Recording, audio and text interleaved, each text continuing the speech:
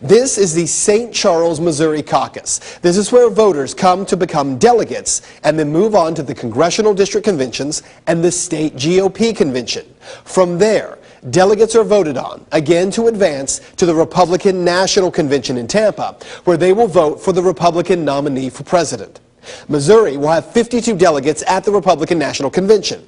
Well, around 1,000 people showed up on Saturday in St. Charles to caucus.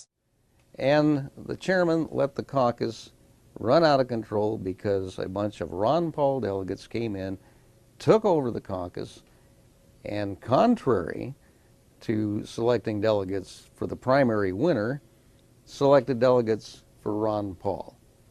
It was because the Central Committee didn't plan, they didn't organize, and they did not control the caucus. And I went ballistic, and that's why I came back into it.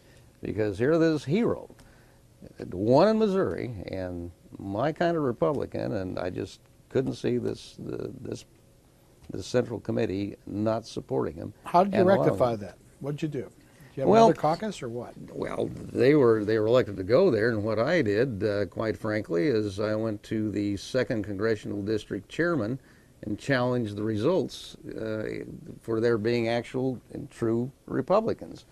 And as a consequence, had the delegation thrown out of the 2nd Congressional District Caucus, and they were not seated. And I was a member of the Credentials Committee that did that. So I guess if folks out there want to blame somebody for doing so, they can blame me. Hi, welcome back to Charlie Talk. I'm John Sonderegger. With me today are Eugene Dokes, Chairman of the Republican Central Committee in St. Charles County, and Tom Kuipers, former chairman and wise old wizard of the Republican Party. And I am getting old, too. Yeah. Basically, we just we let all the Republicans come out and decide who we want to support as a candidate for the county. So. Various people show up as delegates for one candidate or the other, and you select them? Is that the way it goes? Or? Well, no, we actually take a vote. We will actually take a vote. We'll have as many people that vote Republican in the county will show up, and as long as they will admit to being Republican, basically they're able to come in and we take a vote there and see what candidate gets the most. Is that a binding thing? Will that be the binding? Yes, choice? well, as I understand, it'll be proportional. Now, you were at, well, as I understand, it'll be proportional.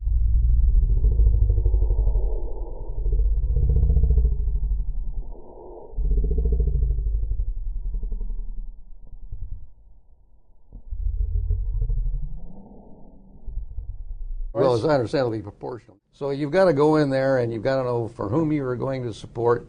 You've got to be willing to stand up and express that support. And they're a lot of fun because the opinions get out there, and then people, when they come in there to support their candidates, are very opinionated. The last one we had like that, and you were there, in 1996, Pat Buchanan took that particular caucus. Alan Keyes was well represented, and of course Bob Dole. And it was what we call the Raucous Caucus, and I mean it was a free-for-all. But they're fun, they really are. And your First Amendment right is well represented in the caucus. So what, Eugene, what does the committee have to do with the caucus? What do you guys got to do? We put the caucus on. We're the ones that hold it. We find the location. We set it up. It actually will start in March. It'll start with me being introduced and just kind of speaking a little bit, and we'll pass it on. We hold it. We're the ones just holding it.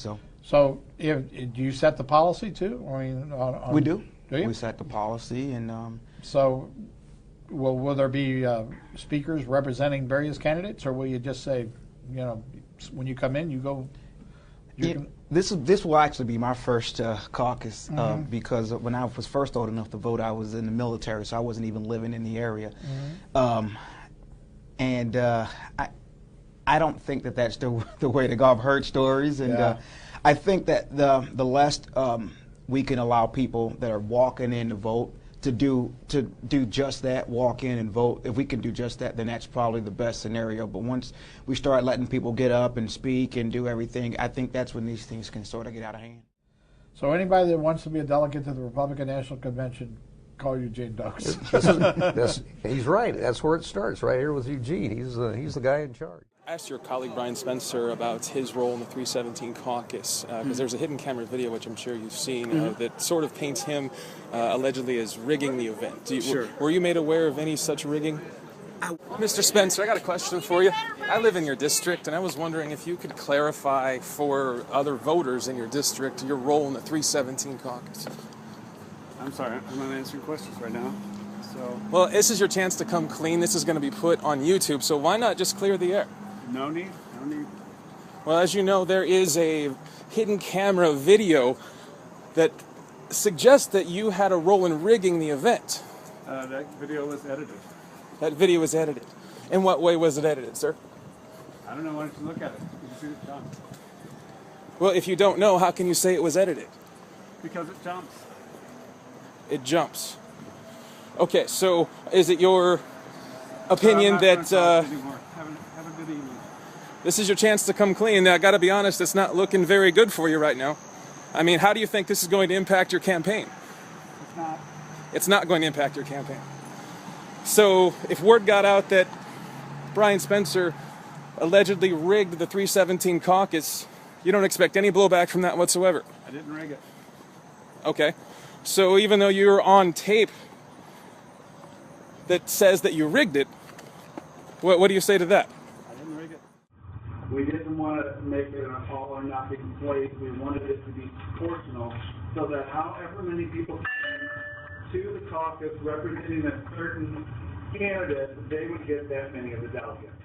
Yeah, the whole caucus procedure was new to me, and that's why I wanted to delegate a lot of the responsibilities. I don't think that it was rigged. I don't think that it was rigged, even with some of the things that he's done. I think that he came there pretty much the way everybody else showed up to a caucus, hoping to have a certain thing done. I don't know if he was planning on doing anything wrong or out of the rules in order to have that happen. I just don't. I haven't seen that, but I did see the need for. I saw the want for several people to hope that the way that it happened was the way that Romney supporters wanted to go their way, Paul supporters wanted to go their way, Santorum supporters wanted to go their way. Then there was a group of people who wanted to see it all distributed based off of the amount of people that came. And I think he was a part of that group. I don't think that there was anything done to rig it, but that's the way that that was the plan that he had put together. Because if the Ron Paul would have been taken over the meeting, if you were anybody but a Ron Paul supporter, you would have no voice. Okay? You would have had no voice. The Central Committee designed it so that everyone would have a voice. The thing that I have a hard time reconciling is the prohibition of electronic monitoring with the press who was there who was doing the same thing. Now, the first problem started when a rule was made that no one would be allowed to record what took place. The problem with that rule, these meetings are to be conducted under Robert's Rules of Order, and yet no Rules Committee was ever formed. Even so, police were called in. Take a look.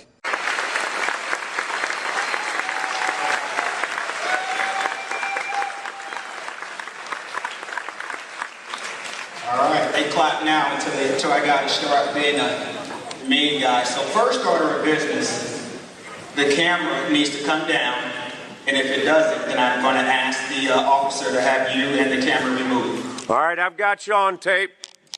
It's called transparency.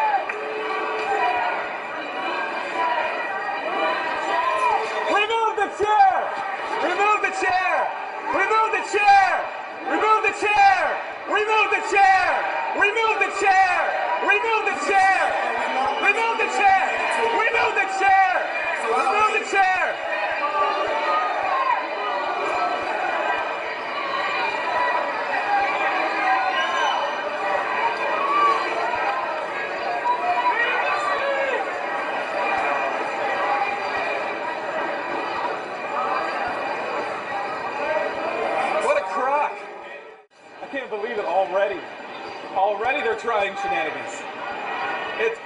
We have a First Amendment right to tape this. We didn't want any media there because it's a closed meeting, and the caucus has a history of being the sausage grinder of the politics, and we don't want people to see what actually goes into the sausage.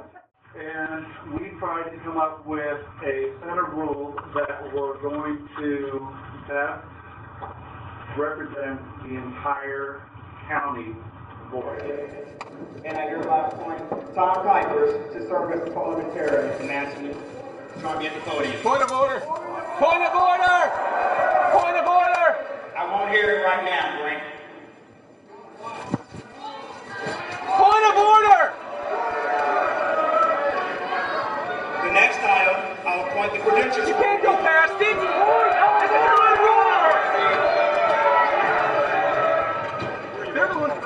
Terry, I want everybody to know that we can't adjourn the meeting and lose all delegates to all people. I don't want to do that.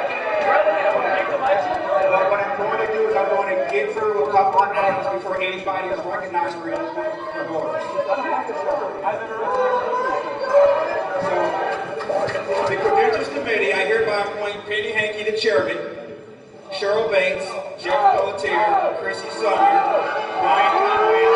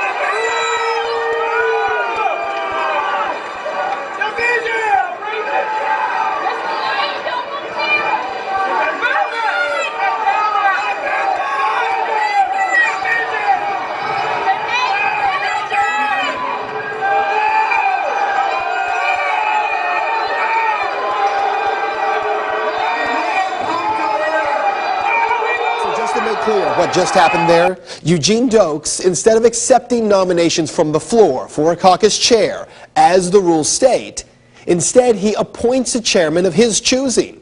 And the crowd, well, they don't like it at all. The place goes...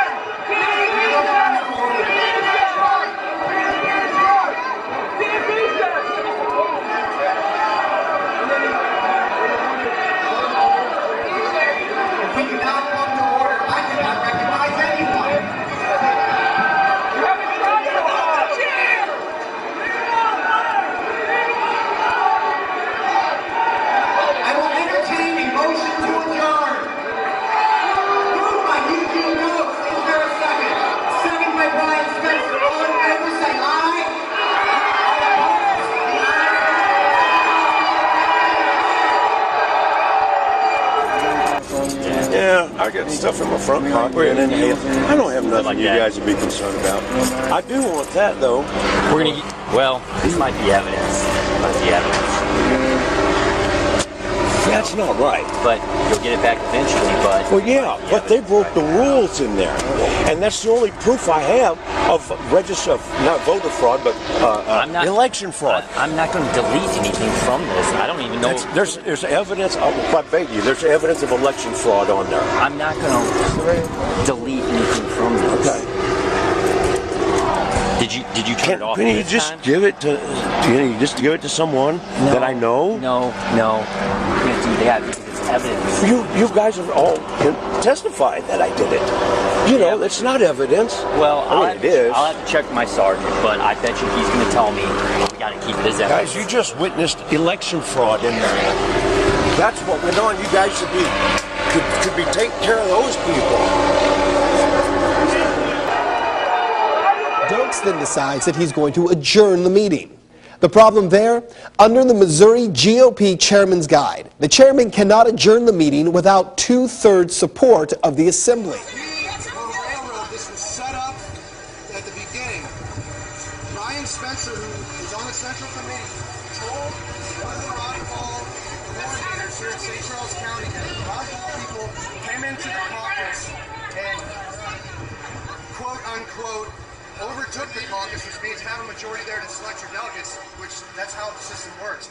He said if the Ron Paul people came in there and did that he would do everything in his power to throw out the entire delegation. Also, according to the rules, the delegate selection caucus must take place at the same location where it was advertised in writing 15 days prior. That location was the high school. The St. Charles County Central Committee railroad all of us? No. Then let's stand our ground and have a caucus right here. And that's what they did.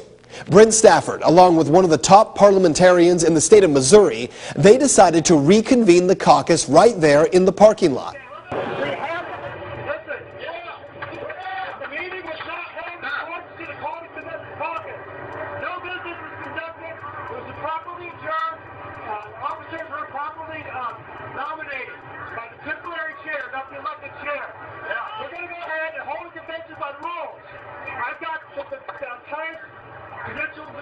Parliamentary in the state of Missouri, and I'll make sure we follow the rules.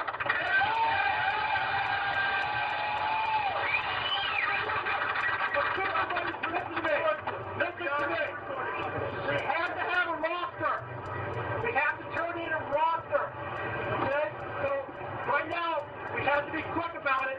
And we're going to need to, if you got a piece of paper or circulate it, you've got to get everybody safe. Give it to me. Give it also, you should have a number on your plate. Write it next to your name. Okay. Name, address, and your bracelet number. Do we email it, Sam? Yes. We got to get it down before the truck. Circulate an email. That'll be done here.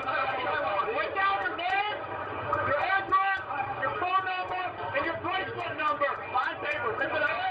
And it's here.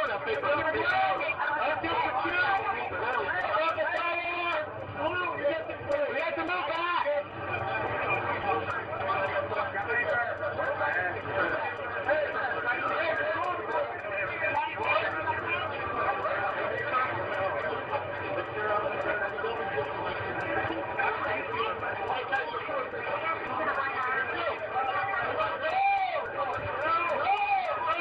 Now, here's the deal. St. Charles police had no business arresting Stafford. Not only was the crowd not out of control, as you saw plainly in that video, and they were convening at the high school, the proper location for the caucus, but they were actually acting in exact accordance with the rules stated in the Missouri GOP Chairman's Guide, which states on...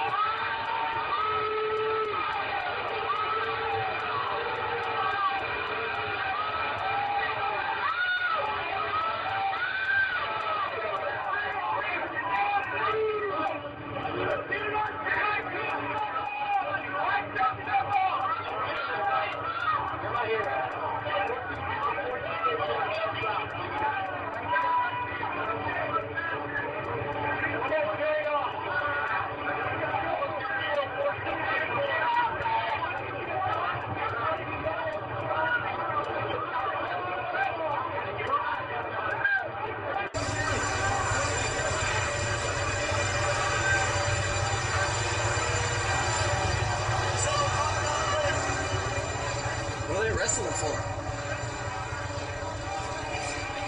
Brett, what are they arresting you for? Are you being arrested or detained? You have to answer the question, sir. You have to answer it.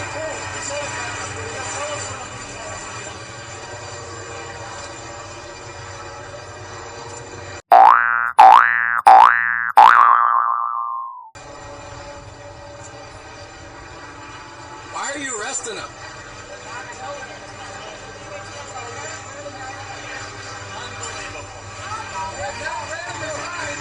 They didn't read him his rights, they just came up and arrested him.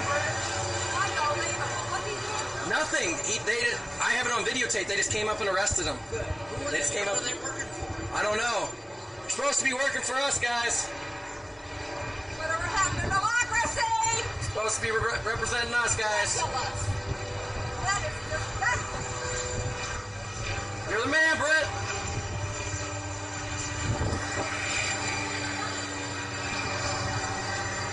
You're the man, Brett.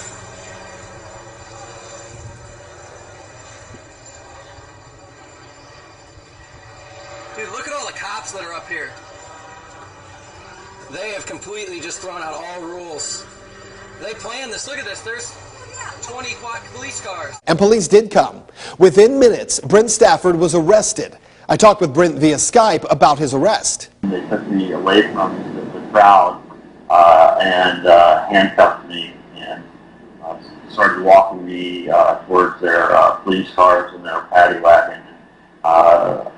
Request for answers of if am I being arrested or detained, and what am I being charged with, were met with answers that we'll tell you later.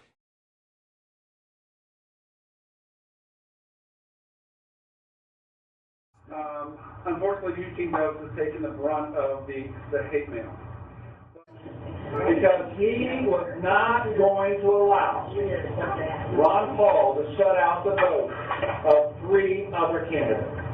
He would protect the votes.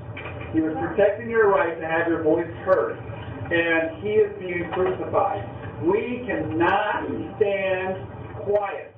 The point of a caucus is you show up and you make your voice heard, and your voice counts. But for too long, party leaders have decided they know better, and they need to and have to control the outcome. This year, Republicans are not falling in line, and that is Reality Check. So was the no camera thing brought in because you were told there was going to be trouble, and you thought that by having no cameras there that would reduce the chance of trouble? No. Okay. Again, those two things were separate. I think they played a single point together, and they both made a big deal together, but they were two separate things. I don't know what the subcommittee was, what the full thinking behind the no camera rule when the subcommittee presented it, but I do believe that they just wanted to afford people some privacy and the right to cast their vote and their allegiance to a certain leader without the whole world knowing who that was. Which doesn't make sense because it's a caucus. So, you know what I mean? And you agree with that because it is a caucus and it's wide open anyway. So that doesn't make any sense. Now, who was it that advised you on the rules then, on the chairman rules? Who was that who advised you? The subcommittee also. The subcommittee, different members of the central committee, different people who I've talked to about it, and we did try to take. And we were hoping to do. I think was not have a full takeover of one particular group where they might only be represented by 1% of the county, but yet they would get all of the delegates. They didn't think that was fair for St. Charles County, and I think the way that we went about trying to make that happen was just not done perfectly. Because you know why though? Because that's not the way the caucuses work. I mean, that's one of the reasons why Ron Paul did so well in the caucuses around the country is because they know how to do the caucus system. And so if you have people who are in there advising you to railroad the system, and what I mean is that's what they were doing. They were trying to change the caucus system so that it didn't go the way they didn't want it to go. Sure. I mean, that's exactly what they were doing. I don't think that anybody had any intentions on doing anything wrong. They I think this is the way that we wanted it to go. However, there was full intentions on, hey, there is a possibility of a takeover.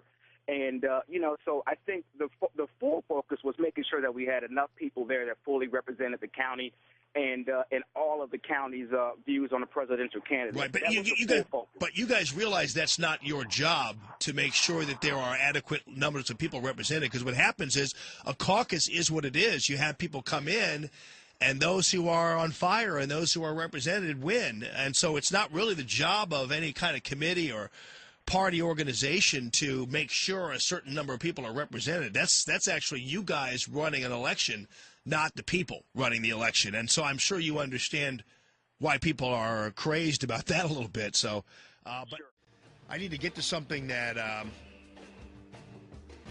I'm almost afraid to tell you about this. It's just going to inflame you so much, you know. But remember when I told you, and I had you ask the question, who has and who had the most to gain from the collapse of the St. Charles County Caucus? Who gained the most from that? And I'm talking about a no decision, like there would be no delegates meeting out. Who gained the most from that? I asked you to ask that question. I also said, based on the commentary of Eugene Dokes, who was on the air with me a couple days ago, and who told me that there were people on the Central Committee who were influencing him and on his subcommittee who were influencing him to create rules and do things that were obstructionist towards the Ron Paul supporters and, for that matter, the Romney supporters. He said that on the air. He said it. My conclusion ultimately then after that was, all right, this calls for a federal voter fraud investigation. Emails, correspondence, voicemails, letters, all ought to be seized.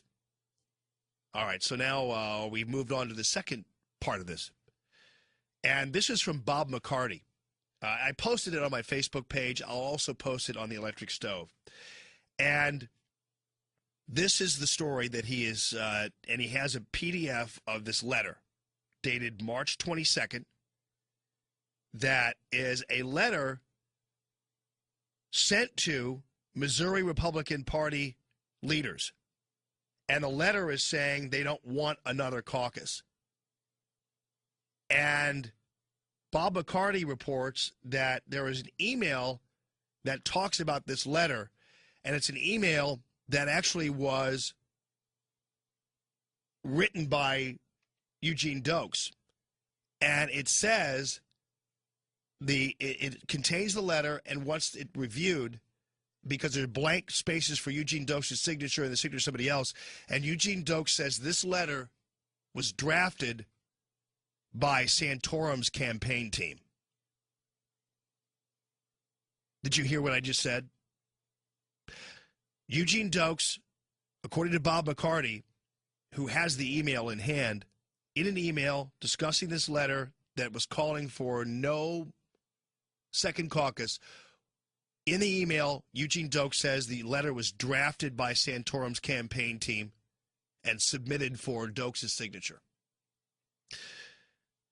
The letter goes like this. Dear GOP leaders, on behalf of the St. Charles County GOP Central Committee, we submit this letter to you informing you that the Central Committee has voted not to conduct another caucus for the purpose of selecting delegates to the Missouri State GOP Convention.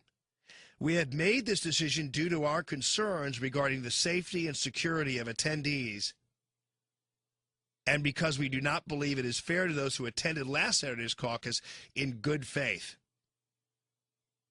Now, the obvious disruption, you talk about Saul Alinsky tactics. I told you earlier that it appeared to me that the caucus, just in its formulation, was set up to agitate people.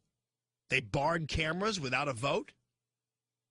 They put everybody, instead of doing things at a township level, they put everybody in a pen at a gymnasium where navigating Robert's rules was almost impossible at that level with that many people. They set it up for agitation, and now look what they do. They say because of the agitation, they don't want another second caucus. You see the game that was being played here, possibly? At the very least, I want answers that, again, if this is true, this is a big ass problem. I'm sorry, I got to say that because this is like a big deal, okay? So anyway, Eugene Dokes and the Santorum campaign signed this for him and this other woman to sign. And it suggests that they allocate the delegates, instead of having the caucus again, allocate the delegates based on the congressional district primary results in 2012 that actually just happened to be in favor of Santorum. So, again, the collapse of the caucus, it looks like, benefited Rick Santorum. And the people who planned it and changed the rules that caused the disruption, some of them were Santorum people. There you go. It's Common Sense Radio.